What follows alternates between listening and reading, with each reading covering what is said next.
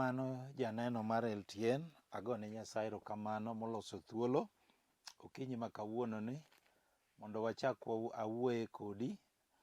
Nyinga en Pastor Omedo, Agustino Omedo ja Kisumu County. Maduong' moloyo to wara ahero Yesu kaka jakwath modo dhod chunya. Kanisa maleme en duond warruok kod chang. E piny Nairobi ka ayudora e gweng' mar Lakisama e bwo Bishop Barak Odoro. Janeno kapok adhi mbele adwa ni kul wiyi mondo weche duto wakete lwet Ruoth.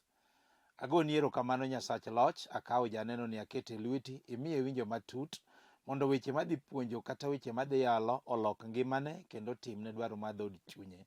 Alamo ka an gi yie ni isemiye winjo e nying Yesu ma jawar. Janeno thuon wach ma kawuono adwa wuoye wacho ni Hawi Marach. Hawi Marach e thuon wach ma kawuono adwa wuoye. Hawi Marach ni en ng'eno mako ng'ato ang'ata. En okia kata in gi pesa, okia kata in ng'at machalo nade. Hawi Marach. Mane thuon wach ma kawuono adwa wuoyo kinyi ma kawuono ni. Den ang' walam kodi Nyasaye e sa mowinjore. Omiyo janeno ndiko na mokwongo muma madwa somo wuoke e Ruodhi mar 2 6 wachako kare 1. Wadwa neno jal moro mane hape rach. Kendo ndiko lero ni nochako maber. To kata kamano hape noduogo bedo marach. Ne nitiere kama nodhiye mondo mi otong' le, mondo mi otong' yien. Aito nitiere le manokwayo, tiende ni mano olo mondo dhi otong' go le, dhi otong' go yien. Tiende ni chal ka gima jalni ne onge le monyalo tong'o go yien. Koro nodhi owuotho. Aito dhi. Koro sama nochako tong'o yien, to wi lecha nochot molwar e pi. To nitiere weche manowacho e ngimane. Tiende nitiere ng'ato samoro nochako maber kaka ji chako ga. Kendo sama nochako tong'o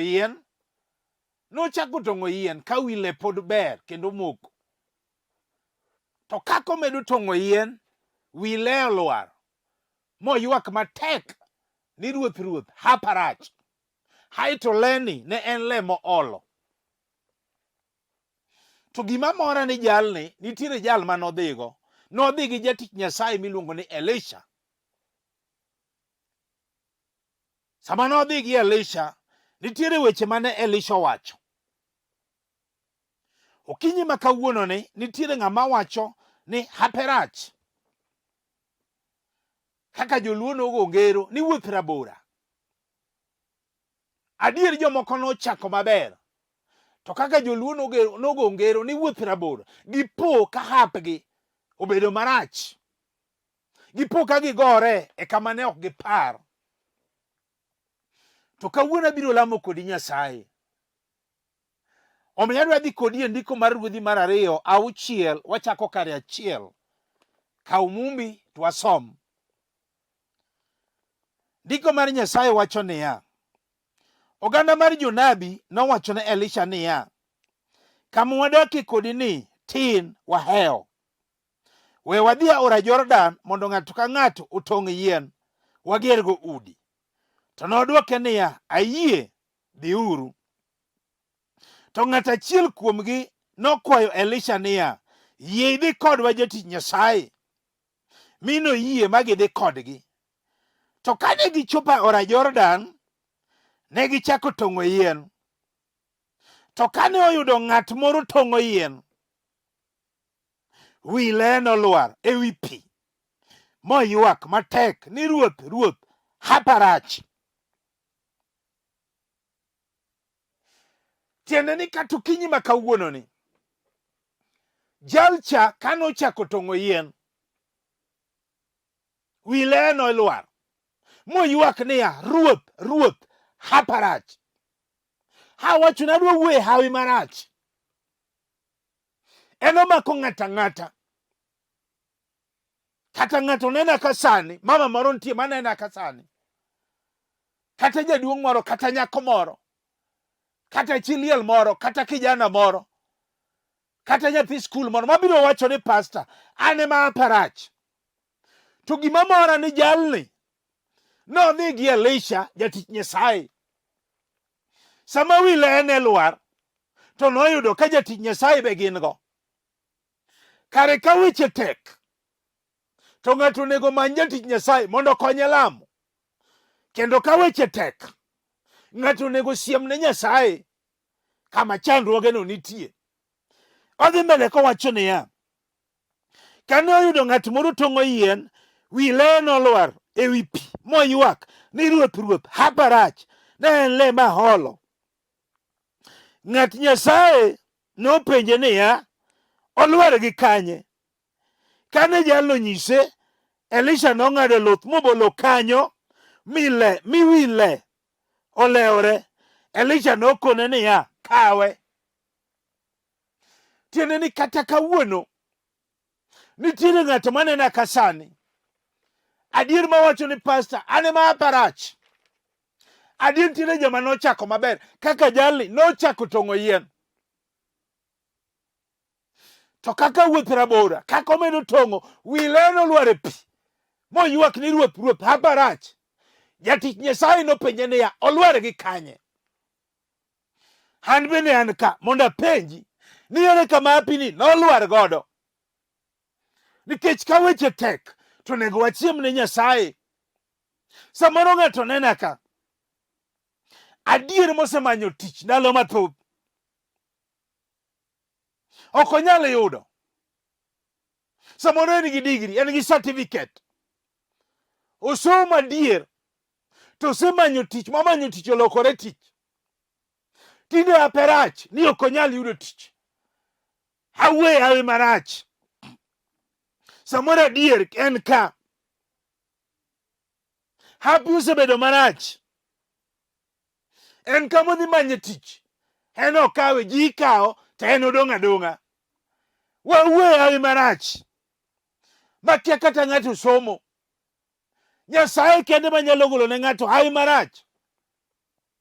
Adier in kidhi manyo tich, ing'isi ni hakuna kazi, ing'isi ni kuja kesho. Samoro jachien oketie tich mane ok isomo. In emiseywak ni ruoth ruoth haparach. To kawuono kaka an jatich Nyasaye adwa penji niya, olwar gi kanye? Kaka Elisha nopenjo jalcha ni ere kama pi olwar godo. Mondo wasiem ni Nyasaye kawuono. Andiko lero niya, Elisha nobolo luth kanyo mi wile olewore. Elisha ong'ise niya, kawe. Kata kawuono ng'ato biro kawo hape. Mano ler mar tich. Nikech Nyasaye ni ka. Obiro manyo omako bad ng'ato kawuono. Mano osewacho ne pastor, an ema apa mar tich rach. Asemanyo to kayudi. Jal moro nobiro ira. Nosomo kendo en gi digri. Ne en gi certificate. Nowinja ka yalo e lolwe kaka yalo sani. Ng'isa ni pastor, awinjo weche miyalo dhi kod dhod chunya. An ema apa osebedo marach mar yudo tich. Ne ng'ise ni kaw nambana mondo imanya. Sama ne omanya, otimona neno ni pastor, an tinde aluoko mana gari ka chiem. An gi dhako gi nyithindo 2. Ok awachi ni luoko gari rach. Ing'e ni mano tich mane ok osomo. Kendo ne en gi digri kendo en gi certificate. To ne ng'ise niya, jachien ema oketo hawi marach kuomi. To kawuono biro lamo kodi Nyasach loch. Nyasaye mawacho ni bade ok chiek itiyo kodino. Jalni noyudo tich e yor ono. Hawi marach. Bagato wach biro wacho adier ni pastor, an ema hawi marach ni ok anyal yudo tich. Samoro ng'ato nena ka adier api osebedo marach. Samoro mama moro nena ka ma api osebedo marach. Omanyo mondo mi oyud ng'etne, otamore. Hawi marach mar wuoth tindo make. Iwinjo notedo ka, otedo ka, oa. Hawi marach. Mano omako jal minena some muma ka. Akia ni in bende omaki. Samoro nena ka mama, nyimine ni nosedhi tedo. Samoro osiepeni nosedhi tedo. Adier in king'iyo ngimani, iwacho ni an ma parach. Tini temo kata ng'at ma penji nyingi onge. Samoro mer dieri jaber adier. Ma kaka joluono go ngero ni jaber jaula. To api obedo marach. Kata ng'at ma penji nyingi onge. To kawuono akelo Yesu no ka. Jal manyalo golo hawi marach. Momako mama moro. Kawuono ng'ato wacho adier ni pastor, an ema apo bedo marach. Tino miyi nying mar odhi oduogo. Nikech mano nying ma jachien omiyi. Iwacho adier ni aparach. Akia gima notimore ngimana. To kawuono andiko lero niya, ng'at Nyasaye nopenje niya, olware gi kanye? An beda pinje sudo ka. Mama ere kama api nolwar godo. Mitemo mondo mi idhi chedi tok timre. To kawuono wabiro ng'ado luth mi wabol kanyo. Mileleure. Mikaw api ma jachien nolal godo. Wawuoye gi ng'ato mawacho adier ni pastor, an ema winjo ka iyala. Ji wacho ga nayalo ng'ato, an ok ayal ng'ato. Kare Roho Maler ema neno ga ng'ato mawacho adier ni pastor, an ema aparach. Chieng' moro mama moro biro timona neno. Ong'isa ni pastor, an gi nyithindo 2. An ja higni 23. Pastor, apo osebedo marach. Natedo kuonde 2 to na sama wuoyi kodini tedo tatedo pastor. Tatedo ne jaduong' ma ja 65 years. Tiende ni jaduong' ma ja higni 65. Nyako ni to ja higni 23. Dongi neno hawi marach kama hawi marach ogoye. Ok awacho ni tedo rach. Ing'e ni mano ok mbas ng'ano. Ok mbas nyakono. Nikech hawi marach ma jachien oketo. To kawuono abiro lamo gi ng'ato. Ruoth Nyasaye wacho niya, jalni to kanoyudo ng'at moro tong'o yien, wi le nolwar e wi pi moywak ni ruoth aparach. Wawuoye gi ng'at mawacho ni pastor, adiera ne ma aparach. To kawuono awinjo ka Nyasaye biro timo. Nikech jatich Nyasaye nopenje, olware gi kanye? Kare ka weche tek, many jatich Nyasaye. To ka weche tek, siem ne Nyasaye kama abini nolwar godo mondo lamni Nyasaye. Akia ni ng'ato be winje studio ka. Wabiro lamo gi ng'ato. Hawi manolal mar tedo ni. Wabiro lamo kod Nyasaye kendo biro duogo e yor ono. Wawuoye gi ng'ato ka. Jal moro osebedo matuo. Samoro ng'ato nena ka adier. Owacho adier ni pastor, an ema aparach. Jachien noketo tuo moro kuome. En ok onyal chango. Osewuotho osiptende madongo gi matindo. Ji yudo konyruok, en opo yudi. Samoro jachien noketo kuome tuo mar pressure. Samoro en tuo maringe chogo. Samoro en maringe remo. Samoro en tuo mandulume. Samoro en tuo ma jachien noketo kuome. Masu osewuotho mondo mi oyud chang. Gini otamore. En ji chango. En odong' adong'a hape rach. Samoro en tuo sukari ma jachien noketo. Owacho adier ni pastor, an ema aparach. Tinde jachien oketo yiero nyaka chiemo mochamo. Imeni ng'ano hawi marach. Ogoli nyaka chiemo mamit. Oketi ni yiero chiemo. Ineno ka gini dhi kod ngimani. Iwacho ne jowadu, an ma biro chango. Jachien oketo hawi marach kuomi. Tawacho niya, Nyasaye mineno akelo ka. Nyasaye ma jagol hawi marach. Nopenjo jalcha. Elisha nopenje, olware gi kanye? An bende an e sudo kaka pastor Omedo.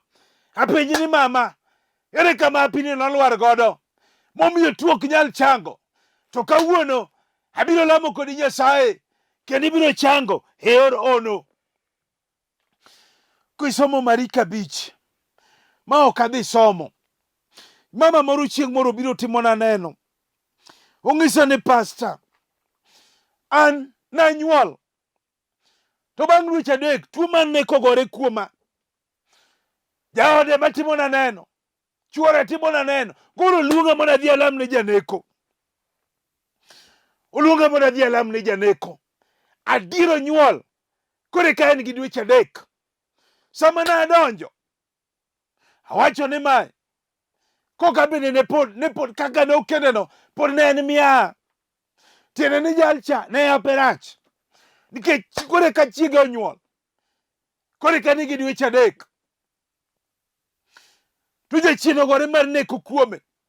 Sama ne adonjo asomo Marik 5, jal moro mane wuod jogerasi mane tuo mar neko ogore kuome, andiko lero ni nodak mana kaburini, nochamo mana wiye joma tho, to ong'olore mana gi kite. Ne awacho ni kawuono akelo Yesu simbano ka, ang'iso ni winjo kijana, Hawi Marach ni kawuono jaodi chango e yor ono. Nwalamo Nyasach polo, Nyasaye manyalo ketho tuo mar neko. Mamani nochango, instant miracle. Kata kawuono awinjo kobiro time studio ka, jal mawacho adier ni pastor, ane ma apa osebedo marach. To kawuono ng'at Nyasaye nopenjo, Elisha nopenjo jalcha, ni ere kama gini olwar godo. An bende penjo studio ka, ere kama Hawi ni nolwar godo. Siem ne Nyasaye kawuono, nikech wabiro lamo kodi Nyasaye. In ema ing'eyo kuma Hawi ni nolwar godo, nikech in ema ing'eyo gima timi. Samoro ng'ato nena ka, omako ng'ato adier, otamo mama moro ni ok nyal bedo gi kwe ot.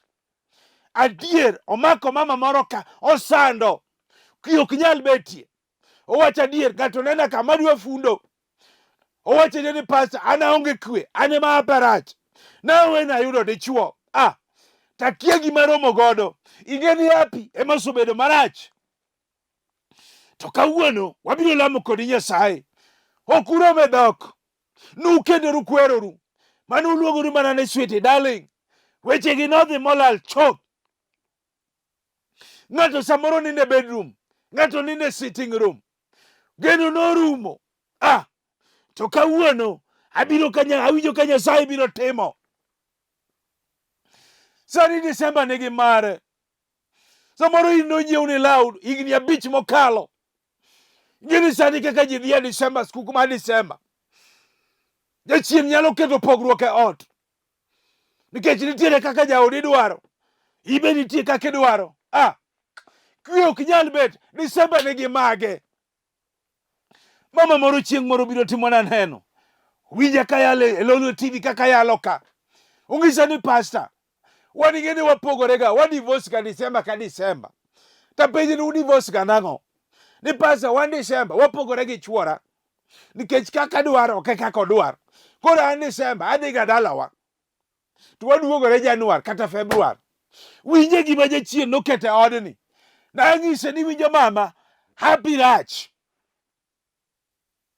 Ang'ise ni kawuono adwa ni siemna kama Hawi ni nolwar godo, mondo walam kodi Nyasaye kaka jalcha nosiemo na Elisha. Elisha nopenje niya, ere kama wi leyi olwar godo? Ng'ise Elisha nolwar gi ka. Elisha nong'ado luth mobolo kanyo, mile olewore. Elisha ong'ise ni kawe. Kata kawuono ng'ato nyalo kawo Hawi ma jachien nolal godo. Nalamo ne mama cha adier matinde Desemba ka Desemba giwuotho mana ka gimako lwetgi, giwuotho mana ka gin achiel, nikech Hawi Marach mar kwe ema nolal e odni. Kata kawuono chapter 6 wacho niya matindo, olwar gi kanye? Ere kama mama ni, ere kama Hawi ni olwar godo? Wabiro lamo kodi Nyasaye, kendo Hawi manolal ni biro duogo e yor ono. Samoro ng'ato nena ka, adier mawachire ni pastor, ane ma hapa rach, nikech osemanyo nyathi ndalo mathoth to ok oyudi. Hapa rach, osiepe yudo. Hapa rach, nyimine nigi nyithindo, en hapa rach, dalo motedo dong', hapa rach. Samoro osemadho yath, duoko onge. Samoro osedhi osiptende madongo gi matindo, samoro notimne nyaka operation, iwacho ni golo growth, duoko pod otamore. To kawuono andiko lero niya, Nyasaye man gi teko kawuono biro timo e yor ono. Adier ng'ato samoro nena ka, mama moro samoro nena ka, adier oting'o maber, to kochopo dweche 3 to ijno nyaka wuoki. Hape rach. Adier ng'ato nena ka. En kodhi nyuol. Nyaka timne operation. Hape rach. Adier samoro nena ka. Kodhi nyuol osiptal. To duogo gi lwete nono. Hape rach. To kawuono andiko lero niya, ere kama olwar godo mondo wasiem ne Nyasaye kawuono mondo iting' nyathi e yor ono. Omera chieng' moro omako Ana. Doge chieng' moro omako Ana muma ka. Omako Ana Nyafanuel. Omera Ana ywak odiochieng' gotieno. Jachien odagi ni ok onyal ting'o nyathi. Chieng' moro Ana owacho wach ni nyaka ni asiem ne Nyasaye. Omiyo nomanyo Eli jadolo. Nowacho niya, weche ka tek many jatich Nyasaye mondo okonyi lamo. Mane kaka jalcha nosiemo ne Elisha ni marani olwar gi ka. Ana nosiemo ne Elisha. Ana nosiemo ne Eli jadolo. Mano kuong'ore e nyim Nyasaye, kowuoyo gi Nyasaye. Ruoth Nyasaye, ka in ne chandruokna, mipara an jatichni, ma wiyo kowil koda, mimiya nyathi ma wuoyi, to an achiwni godo. Kare ka weche tek tisiemo ne Nyasaye. Kata kawuono wabiro lamo gi ng'ato. Ng'at Nyasaye nopenje jalcha ni olwar gi kanye. Jalcha kanonyise, Elisha nong'ado luth mobolo kanyo. Chieng' moro mama moro timona neno. Ong'isa ni pasta, adwa ni lam koda Nyasaye. Asemanyo nyathi ndalo mathoth to ok ayudi. Omiyo ne gidhi ka juoga. Koro ajuoga nong'isogi niya, gidhi nyiewo gweno marateng'. To ka gisenyiewo to giduogo. Sama ne ginyiewo ma gidok godo, koro nong'is mamano ni mondo oyar bamne mondo ode gweno e kind bamne. Mago notim. Duoko notamore. Sama nonyuol, nyathi pod notho. Tawuoro Nyasaye ma jabiro ga chien. Awuoro Nyasaye misiemo ne weche. Sama Nyasaye nolor, mamani noromo gi Nyasaye, noting'o nyathi e yor ono. Kata kawuono wabiro siemo ne Nyasaye no. Adier ng'ato nena ka omako ng'ato, otamo wuod wegi moro, kendo eno kendo to mon dhi adhiya. Hape rach. Oywak ni pasta, ane ma hape rach. Adier opango, to kochopo chunye chida.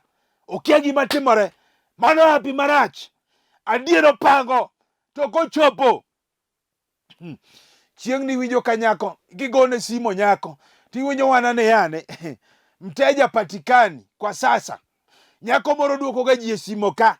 Ok ni nyako manodecha moro duoko ga ji e simo ka ni mteja patikani kwa sasa. Majalno ng'iyo simo diriyo. Aleko kosang'o. Nitiere weche moko misiemo ne Nyasaye. Tiende niya, hape rach. Adier ng'ato nena ka sani. Masa moro jaod en kokendo. Jaod ringa mating' misigo te. Ting'e ot. Chieng' moro jal moro biro ng'isa ni pasta. Kijana moro ng'isa ni pasta. Akia gima tima. An ka kendo. Mon tindo we adek. Be ok wachwanyre. Be ok wadhaw.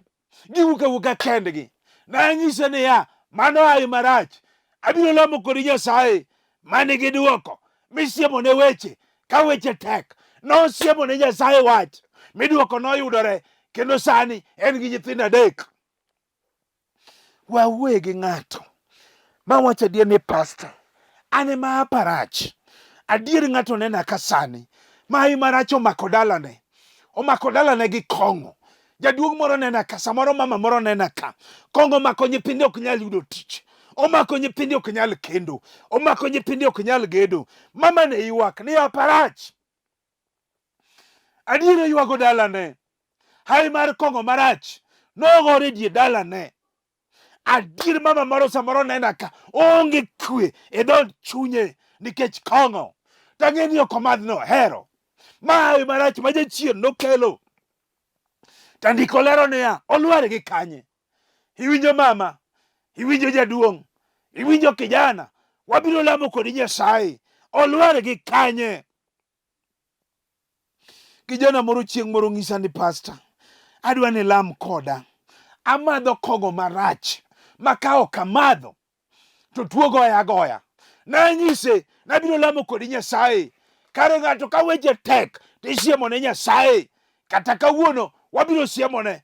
Adiero mako ng'ato ka otamo ni ok nyal gedo, opango to wachni kethore aketha. Adier opango golo dala, wachni ruchore arucha.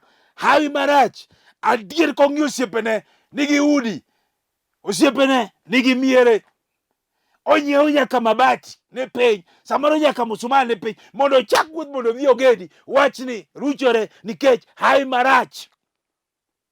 To kawuono abiro lamo gi ng'ato mawacho ni pastor, an ema hapa osebedo marach.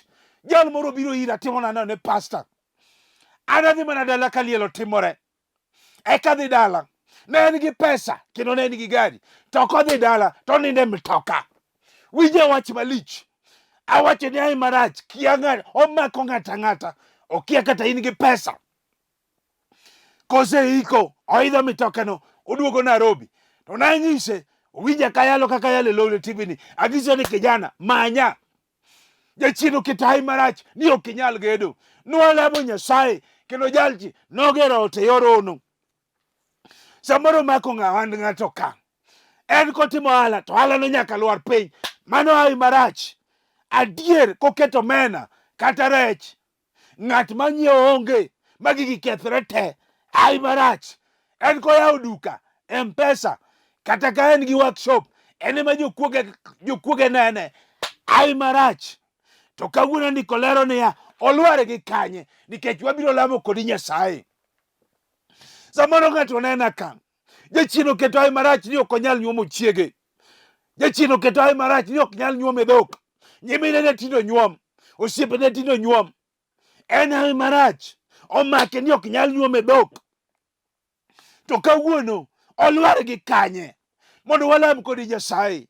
Adier chiliel moro nena ka ma api osebedo marach, otemo mondo mi ogedi ok onyal. Dine nyuolo mae nyaka lote, nyithinde kama gedie onge. Awuoyo gi ng'ama ape rach. Samoro nyathi sikul moro, jachino odagi ni ok onyal somo, ape rach. Ing'e nitiere miere moko ma nyithindo jachino keto ni weye klas 7 ok onyal tieko. Mano Hawi Marach. To kawuono Elisha nopenjo jalcha ni olware gi kanye.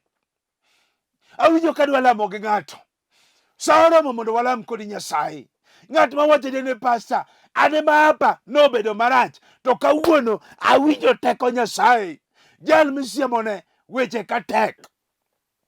Adwa lamo kodi Nyasaye.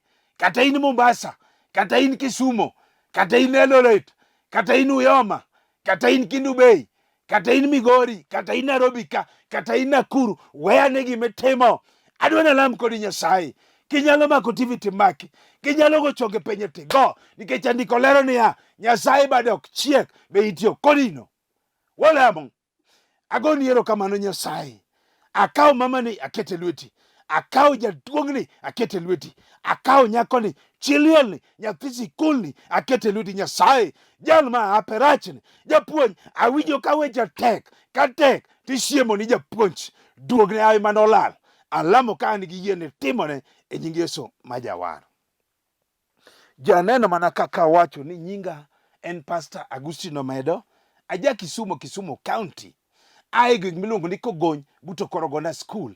Ajal mowar kendo janeno mar Yesu Kristo. Alemo gi kanisa ma Duondwaro kod Chang, Voice of Salvation and Healing Church International. Ayudore gweng mala Kisama e bwo Bishop Barakodoro. Ji oseyudo nambana moyudo ji osekawo nambana moyudo konyruok. En piny ka. In bende kawo mondo watudre e sach Nyasaye. 0726 84 39 41. 0726 84 39 41. Namba machielo en 0750 38 34 99. 0750 38 34 99. Kawo kamano to kawo mondo watudre e sach Nyasaye. God bless you.